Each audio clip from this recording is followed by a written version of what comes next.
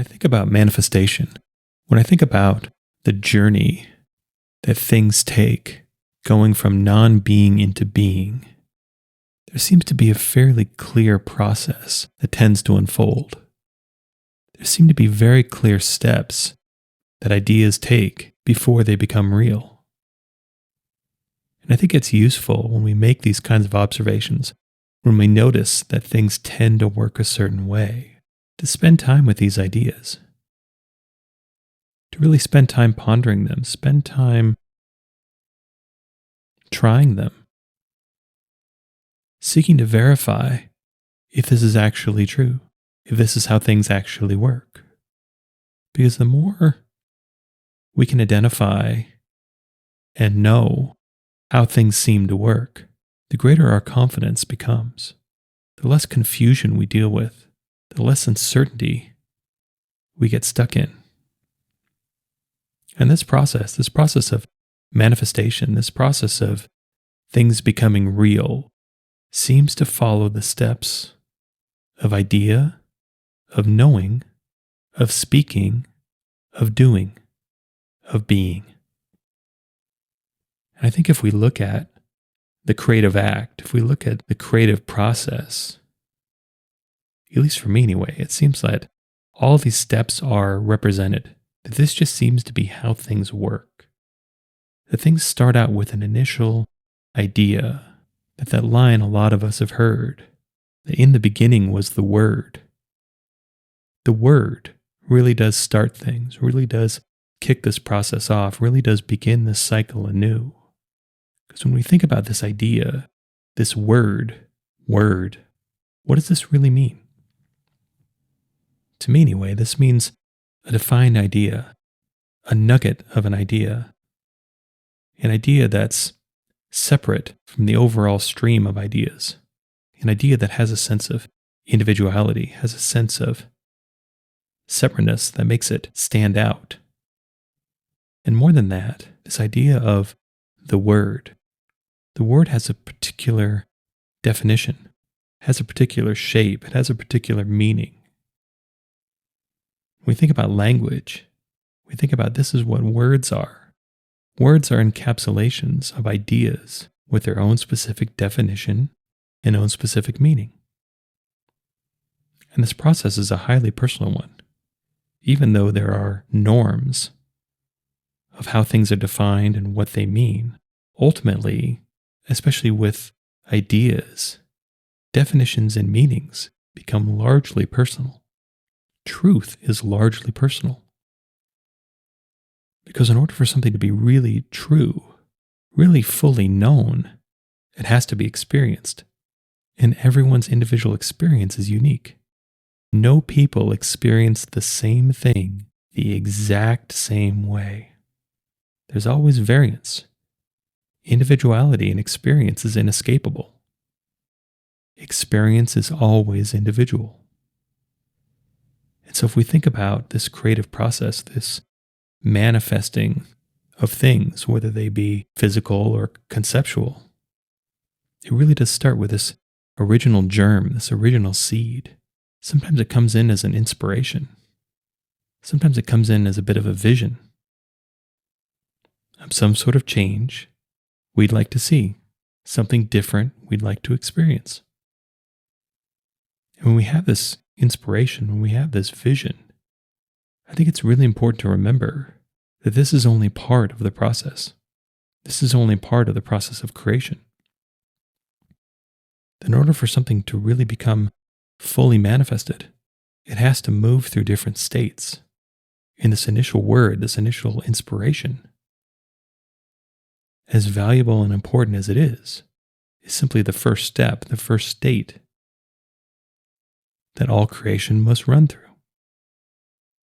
And so if we think of the state beyond this vision, beyond this idea, then I think we get into the state of thinking, the state of pondering, the state of expanding, the state of taking this idea, bouncing other ideas off of it, merging it, combining it with other ideas, other concepts. It's kind of a molding and shaping process that we can compare and contrast with other ideas to understand this vision, understand this word even more clearly. There seems to be a bit of shaping that goes on during this process. There seems to be a revealing that happens in this process, that we can really understand this basic germinal idea more through thinking about it. And then we move beyond this thinking into speaking. We convert this idea into language. We talk to others about it. Perhaps we talk to ourselves about it through some sort of journaling practice or what have you. But there seems to be something critical in this step too, of taking this germinal idea, running it through our thinking, and then converting it to speaking. Then it seems to be the next step is to convert that speaking into doing, into action, into behavior, into things we do in our physical world to move this process along. And then after a time of our doing, then the final step of this creation is being, is when something is. Because when this step is achieved, obviously none of the other steps are required anymore. Once something is, it's no longer inspiration. It no longer really needs to be thought about. It no longer really needs to be spoken of. It no longer requires any sort of action or behavior. It just is. It's made that trek, it's made that journey from non-being into being. And then it seems the process starts all over again. That's life, endless times running through this process of creation. And I think why this is really important to think about, really important to look at the very least look at how this seems to be for us, is that a lot of times we find that what we create, what we manifest, isn't necessarily what we actually want, isn't necessarily what we'd really like, isn't necessarily a fit with a life that we actually want to live, with a person that we actually want to be. And in times like this, I think it's really useful to look at the creative process itself and to ask ourselves, how is this really being run? How is this really being run through us? What's driving this creative process? What is causing us to get stuck in this process? And let these realizations lead to change in running this process a little bit more smoothly, a little bit more intentionally. Because there really is a difference between all of these things. And it's important for the creative process to run fully, that the creative process be allowed to run completely. Oftentimes it can be so easy to get in our own way, to trip over our own shoelaces, because we ourselves are standing in the way of this process. We ourselves are blocking this process. We ourselves are resisting this process in some way for some reason. Or it could be that this process is running through our life largely unconscious. That we can't stop creation, we can't stop manifestation. That's happening constantly, all the time, whether we're aware of it or not. But we can become aware of what we can do to affect this process is to bring our own intention to it. Especially if there's something specific that we want to create, it's important to understand how we ourselves are running and guiding this process. What energies we ourselves are acclimating with. What is driving and fueling this process of manifestation in our lives. But if we look at something we're trying to create, perhaps it's something we've been trying to create for a long time, and we seem sort of stuck. This idea, this manifestation, just seems to be separate from us. Never really seems to come, always seems to be out there, always seems to be something that will happen someday, somehow, but never really seems to. Well, if we are the creators of our own experience, why is this? Why are these things that we're trying to create not actually happening? Where in this creative process have things fallen down? Where in this creative process have things gotten stuck? Where in this creative process have things gone off on some sort of tangent, have gone askew and astray, and it manifesting something different from what we actually want? I think it's interesting to take these times of frustration, take these times of things not really going how we want, these times of stagnation, these times of dissatisfaction, to really look at this creative process and look at how it's actually working for us, how it's actually working through us. And especially if we find ourselves stuck, especially if we find ourselves stagnated, we're usually stuck at one step of this process. We're usually not letting the process continue because we've erected some sort of barrier. And usually the reason that we've erected some sort of barrier is fear. It's kind of a funny paradox of life that a lot of the things that we really want the most really scare us. We really find them frightening. Or even if they don't overtly scare us, there's some sort of fear often underneath there somewhere, whether it's a fear that we really don't deserve what we actually want, whether it's a fear that what we want isn't actually possible. Whatever it is, if we're blocked in this creative process, it's been my experience anyway, that fear is usually in there somewhere. And that in order to get through this creative process with intention, cleanly, purely, it requires confronting fear. It requires confronting our own fear. It requires confronting our own beliefs about what's possible. It requires confronting our own beliefs on what we deserve. Because in my opinion, it's one of my core beliefs that we're not meant to live life tortured by what we want. We're not meant to live life not being able to experience what we truly want to experience. That we have these desires for a reason. That these desires, when they're deeply felt, when they really feel like they're a part of who and what we really are, is that part of ourselves calling us forward, calling us towards it.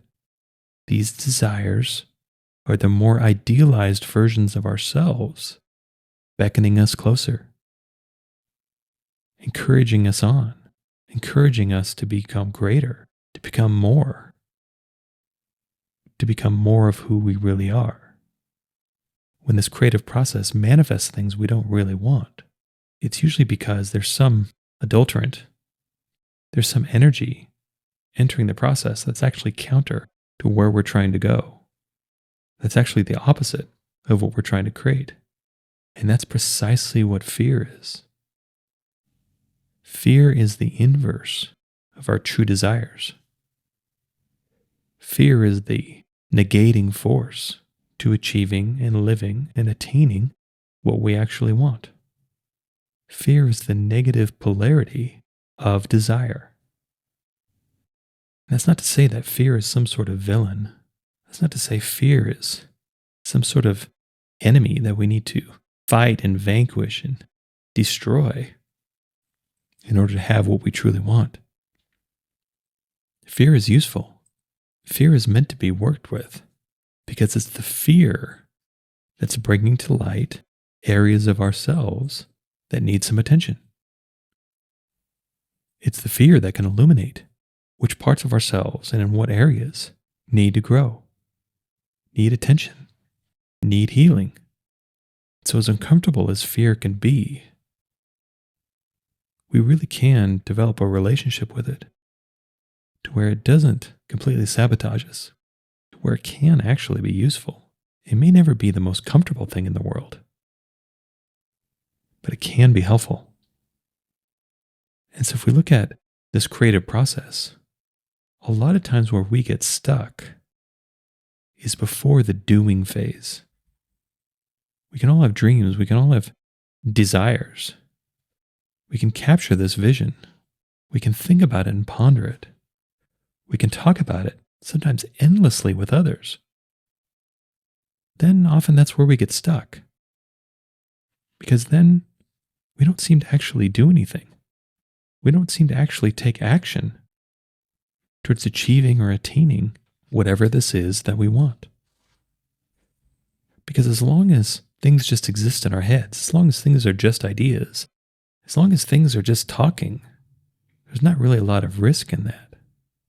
That's not really quote unquote real. And so if we're scared, if these ideas ultimately bring up some sort of fear in us, that's one of the ways we can mitigate and avoid whatever we're scared of. We can keep things in the potential realm.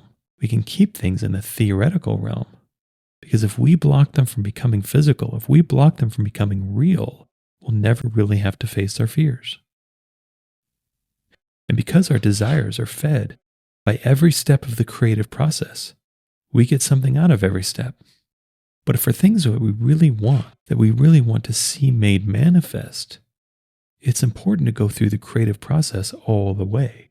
It's important to allow the creative process to play itself out fully. Because I think we all know there's a big difference between knowing something and doing something. There's a big difference between talking about something and actually being something. And especially a lot of us, once we embark down this spiritual path, we can get so busy in the accumulation of knowledge. We can spend so much time learning and never really translate that into doing. We see this reflected in the idea of faith without works is dead. Well, what does this really mean? Well, this really means that we undercut the value of all of this spiritual information, spiritual wisdom, spiritual knowing if we never actually act on it, if we never actually do it. That confines all of this knowing and wisdom to the realm of thought. Things are never really made manifest. Things never really become real as we ourselves are sequestering them in our thinking or in our speaking. We're never taking that next step into doing, which if we want to get to the step of actually being, this doing step cannot be skipped. This is part of the process. In order to go from non-being to being, there has to be doing. We actually have to apply what we know. We actually have to do what we believe in. We have to put all of this knowledge and all of this wisdom, all of this belief, all of this faith into action. There's no way around it. But this action doesn't have to be a massive amount of effort. This action doesn't have to be really quote unquote hard work. A lot of times, if we're really united with a vision, united with an idea, a lot of this work will actually be pretty effortless.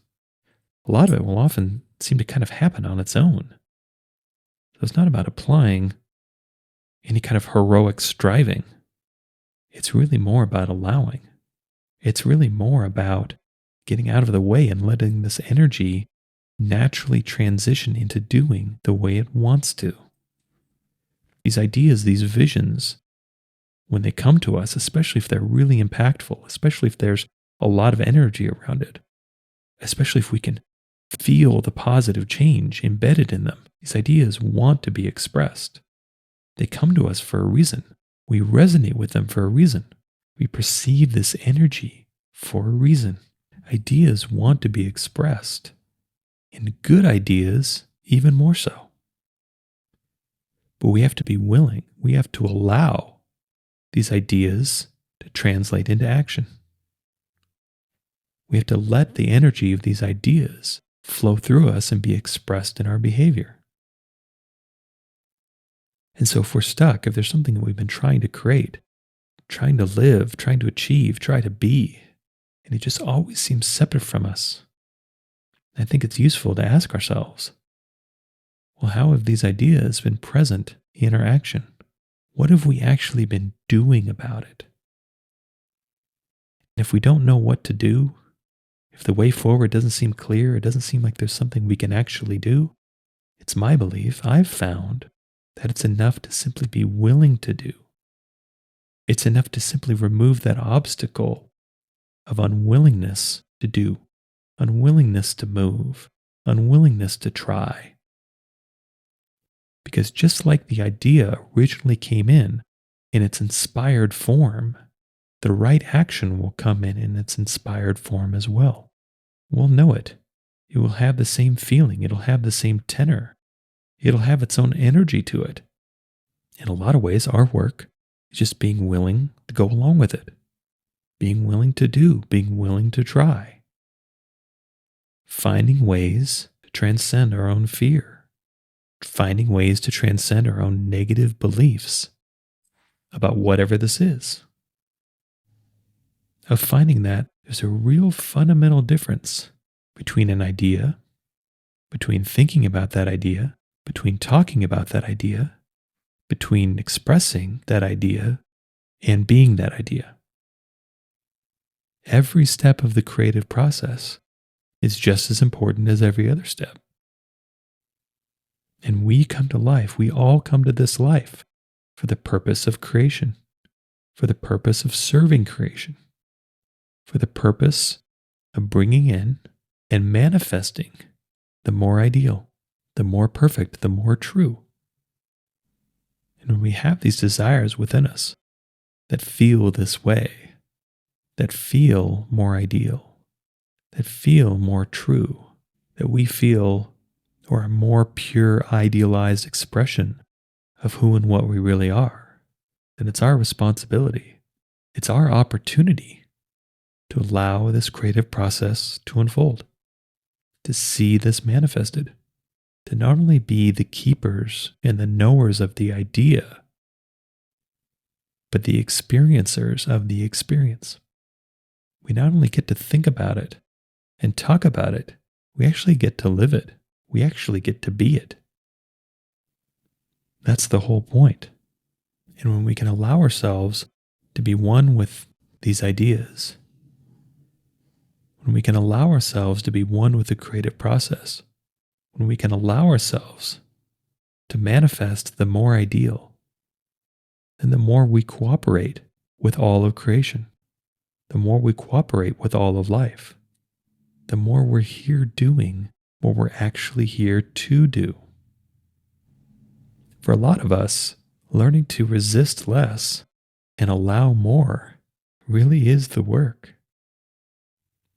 It really is the work often to learn how to do less, to be less in the way of our ideal, to be less in the way of what we want, to be less in the way of the expression of who and what we really are.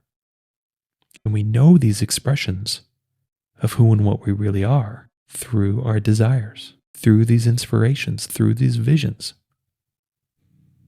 And it's this creative process that makes these things so. It's this creative process that makes everything so. And when we have the inspiration that we have different intentions for this creative process, we have different things we want to create, we have different things we want to be, we have different things we want to live, then we're the ones who get to engage in this creative process. We're the ones who are the stewards of it. We are the creative force in our own life. And it's the energy of these desires, of these visions, of this inspiration. That's the animating force. Because these ideas, these visions need both. They need both the idea and the energy in order to create expression. And we're the ones who get to allow it. We're the ones who get to experience it. We're the ones who get to be the creators and the beneficiaries of what we create. And we can choose to create whatever we align with. And the more ideal what we align with, the more full, the more true to who and what we really are that we align with, the more of that energy will flow through us to its expression. That when we let fear block us, when we let fear talk us out of what we really want, when we let fear convince us away from who and what we really are, then we lose that energy. Then we have to resort to things like will.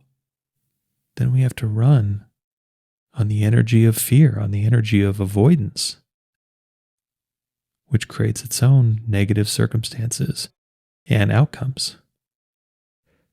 But we can prevent this negating power of fear by allowing ourselves to express our true selves, by allowing these visions, these ideas, these inspirations to flow through us as purely and cleanly and with as little resistance as possible. Because when we're not stuck in fear, we'll find our creative processes not stuck either. And we get to choose. When we encounter fear, we get to choose how we confront it. We get to choose what we do with it. Same thing when we encounter these visions or inspirations. We choose what we do with them. And if these are things we really want, if these are things we truly, deeply desire, then it's important for us to go with them. It's important for us to see them manifested, to see them made real, because this is the more idealized version of ourselves that we're trying to be. And we get to choose. We get to choose how we do this. We get to choose whether or not we do this. But if there are things that we truly want to be, if we truly want to bring these ideas and inspirations and visions into actual being,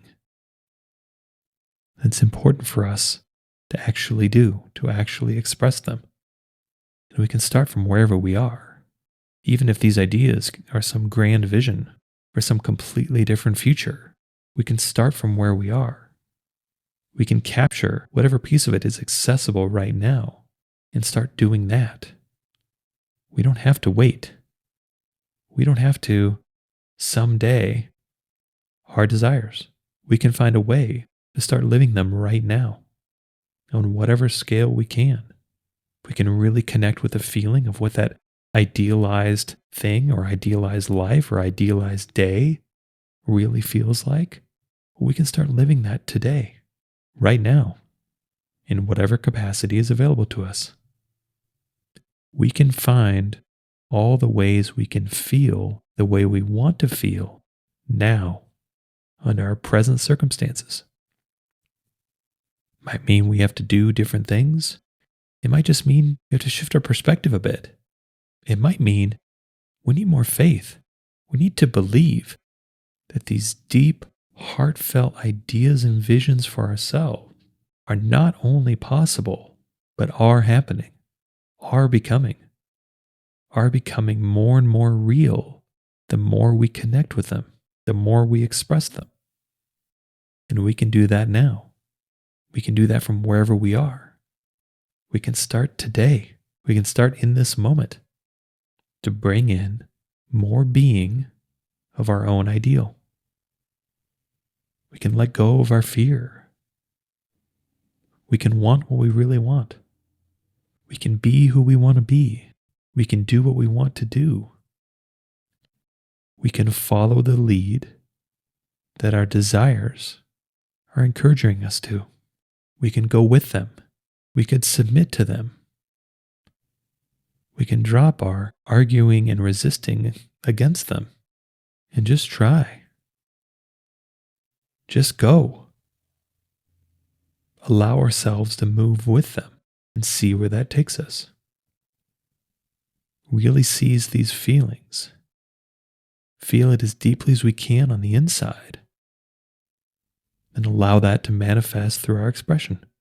Follow this feeling. Follow inspired action that comes to us that feels like this. And keep going. Allow our desires, allow the idealized vision of ourselves to carry us, to motivate us, to animate us, and allow inspired action to arise as it will. And keep going. Keep moving towards, keep leaning towards, keep assuming our idealized life. And not assume it because we're trying to change who we really are. Assume it because we understand this is who we really are. understand that a big part of our work is dropping illusions, dropping the untrue, discontinue being a person who we really aren't. Express the truth of who and what we really are by connecting with that on as deep a level as we possibly can and letting that through to our expression. Connecting with that energy and following it. And we'll continue to do this our entire lives. Life is the constant presentation and satisfaction of desire. It repeats over and over and over again. We get a hunger for something, we get satisfied. We get another hunger for something, we eventually get satisfied on that too. And whether that satisfaction comes from the complete fulfillment of whatever that hunger was, or this satisfaction comes from deciding we didn't actually really want that so much in the first place. But whatever it is, life is a constant series of appetites being satisfied. And we do ourselves a lot of favors by going along with it, by not resisting. This is how life works. If we find ourselves chasing desires that really aren't us or really aren't that helpful or don't really feel that good, well, that's useful information. But it doesn't stop the fact that more desires are coming. Desire isn't the enemy. When we feel quarrels with desire, it usually has more to do with the types of desires we're aligning with the types of energies we're aligning with. And if we look within, we know what kind of energies we're aligning with. We know how things actually feel. And we also know the more idealized version of how we feel. We know progress when we see it. We know truth when we see it. We know growth when we see it. And all we have to do is go along. All we have to do is be willing to grow. All we have to do is to allow growth to find this more ideal expressing itself through us. And there's always more. There's always a more ideal to whatever level of ideal we've already attained. That's the beauty of it. This is infinity. It moves on forever. And we get to move, and we get to grow, and we get to expand right along with it. And that's the beauty of life. That's the beauty of creation. It's always growing and expanding.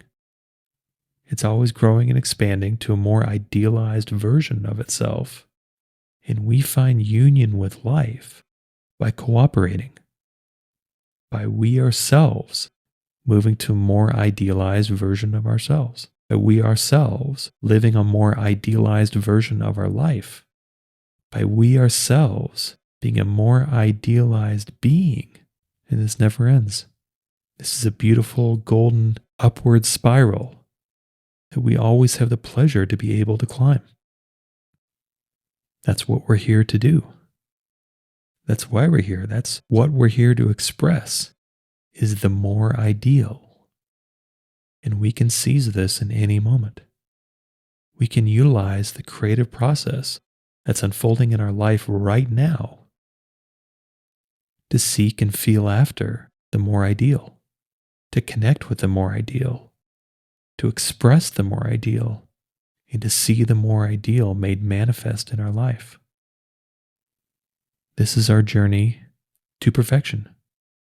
This is our journey in our union with Spirit. Because we find our way to fullness, we find our way to truth through the more ideal. And we can always choose the more ideal from wherever we are and whatever we do. I hope you enjoyed this episode. All episodes are given freely. If you feel inspired to give, please visit theunionpath.com/donate.